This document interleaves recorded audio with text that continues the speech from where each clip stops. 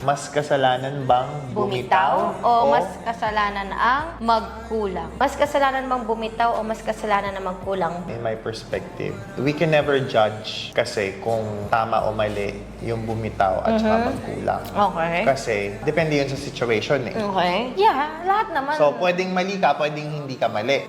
Depende yun sa situation. What I think is, hindi ka magkukulang at hindi ka bibitaw kung yung tao na karelasyon mo brings out yung ano sa'yo. Ako, ganun ang nararamdaman ko between us eh. You don't give me a reason para bumitaw. And you always give me a reason para hindi ako magkulang. Nagigets mo ba? Para sa akin, you will bring it out to me kung ano yung kailangan. Okay. If that person does not bring out what you need, diba? Regardless kung ano man yan, you're not meant for that person to be together ng matagal. Para sa akin yung nagkukulang at saka yung bibitaw na yan, kaya napupunta kayo sa point na yan kasi yung natagpuan yung tao na naging karelasyon nyo, hindi na ilalabas sa inyo yung gusto nyo. Okay. Diba? Okay.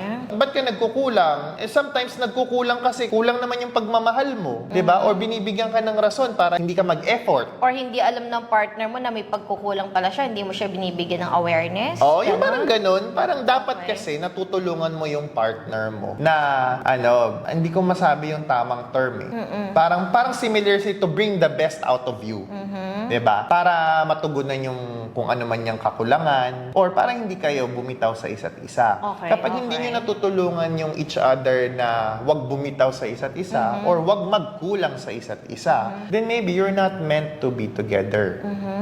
Okay. Diba? Or hindi kayo meant na tumagal. Kasi pwedeng meant kayo together for a while, pero hindi forever.